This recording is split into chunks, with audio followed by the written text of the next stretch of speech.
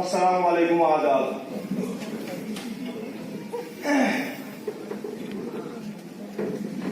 क्या कहूँ, कैसे कहूँ, कुछ समझ में नहीं आ रहा है। लेकिन इस दिल के अंदर, इस मन के अंदर इतनी भड़ास है कि इसको बाहर कैसे निकालें। वो ऐसा ही मौका होता है जब हम किसी मजमुए में जमा होते हैं तो उस जगह पे उस आवाज को आगे करना, उस आवाज को लोगों के सामने बोलना, तो इंसान का मन जो होता है। कश्मीर में जब हिंदुस्तान आजाद हुआ उसके बाद और आज की तारीख तक कोई शख्स तो 70 साल का है, कोई 50 साल का है, कोई 90 साल का है, हम तो अभी बच्चे हैं, लेकिन उन्होंने रियासत जम्मू कश्मीर की तहरीक का, रियासत जम्मू कश्मीर के सियासत का खुद मुआयना किया कि इस रियासत जम्मू कश्मीर को किस सरकार की जरूरत है, कौन सी सरकार इस रियासत जम्मू कश्मीर को चला सकती है। आपने देखा जब पहले भी यहाँ पे मुफ्ती साहब और कांग्रेस के साथ अकाल हो गया तो उस वक्त भी रियासत जम्मू कश्मीर के लोगों को धोखा किया गया और मुफ्ती साहब ने सरकार तोड़ दी। लोगों में कुछ गलतफहमी थी। उसके बाद इस बार फिर रियासत जम्मू कश्मीर में जहां पर लाखों लोगों का कत्लेआम हुआ, क्यों हुआ, कैसे हुआ, वो आप लोग खुद भी बखूबी जानते हैं। इस वक्त भी जब मखलूक सरकार बनी, पीडीपी के साथ भारतीय जनता पार्टी मिल गई, उनका एक अपना एजेंडा था, इनका एक अपना एजेंडा था, तो पीछे गए हम जैसे लोग, मारा हम जैसे लोगों को। लेकिन मैं इस बात से इनकार नहीं करता हूं, यह हदीस भी है, यह कुरान की आयत भी है कि जैसे लोग होंगे वैसे उनके ऊपर हुक्मरान भी मुसल्लत किए जाएंगे। हमारी नीयत खराब है। मैं अपने दूसरे भाई को यानी एक अच्छे ढंग से नहीं देख सकता। मैं चाहता हूं कि मेरा ही घर बना हो और मेरा भाई भूखा रहे। आज इस यूथ कन्वेंशन का मतलब यह है कि हम मिल जाएं, हमारी एक आवाज बने, हम रियासत के खिते में ये आवाज बने कि नहीं, खिते चिराग में भी नेशनल कॉन्फ्रेंस जिंदा है।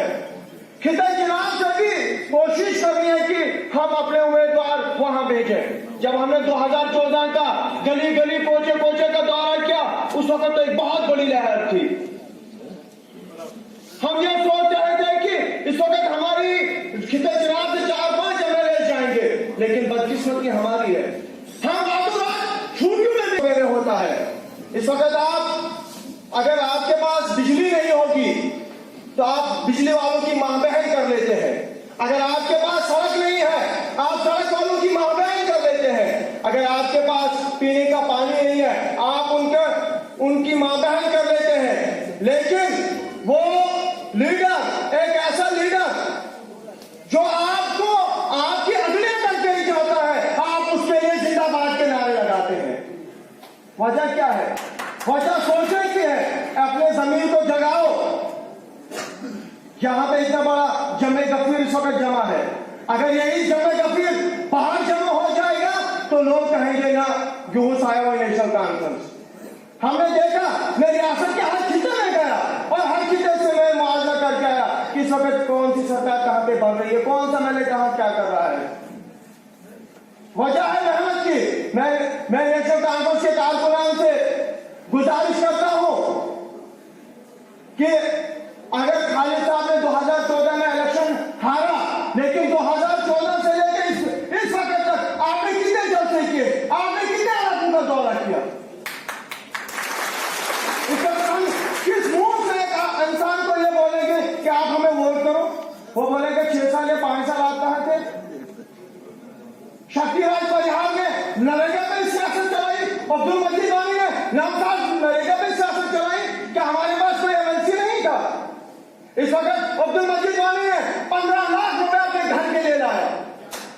अगर वो 15 लाख 30 लोगों को मिल जाता, मुफ्त का पैसा आ रहा है, पता नहीं हमें सियासत चलानी नहीं हम यही चाहते हैं कि ये इलेक्शन दसों को खजावा बोलो मुझे वोट, लेकिन अब लोग होशियार हो गए हैं। मैं नेशनल कांग्रेस के कारकुनान से इस वक्त यही रिक्वेस्ट करूंगा कि उठ के बजने जहां का कुछ और ही अंदाज है, मशरिक और मगरिब में तेरे दौर का आगाज है। अब खड़े हो जाओ, अभी भी हमारे पास मौका है, अभी कुछ नहीं बिगड़ा है। हमने अभी तक मैंने तो कोई जलसा नहीं देखा, मैंने तो कोई कुछ नहीं देखा। यहाँ पे तो हम गिले शिकवे कर सकते हैं, यहाँ पे सारे अपने बंदे हैं, क्योंकि यहाँ पे हर एक बंदा फौजी है, उसने मैदान जंग में लड़ना है नेशनल कॉन्फ्रेंस के लिए, फिर जाके हमारे पास इस वक्त खितर चुनाव से सीटें मिलेंगी।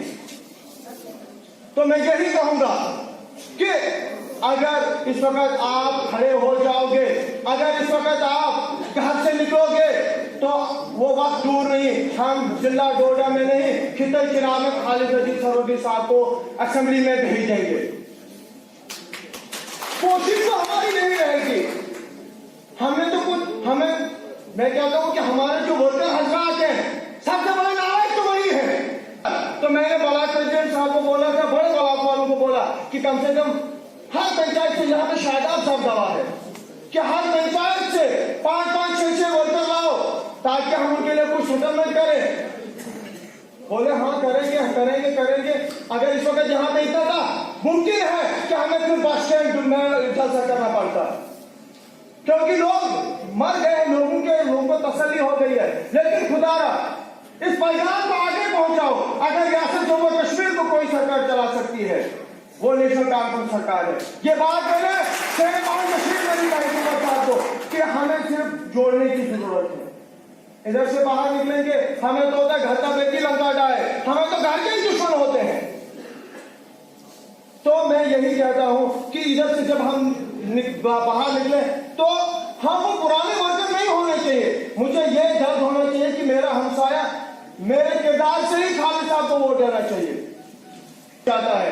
तो आपका ज्यादा वक्त न लेते हुए मैं आपसे इन्हीं अल्फाज के साथ रुखसत होता हूं। अगर किसी को मेरी तरफ से थोड़ी सी भी तकलीफ पहुंची हो तो मुझे माफ करें। वस्सलाम। कहने को तो मेरे पास बड़ा कुछ था, लेकिन अब वक्त की किल्लत है।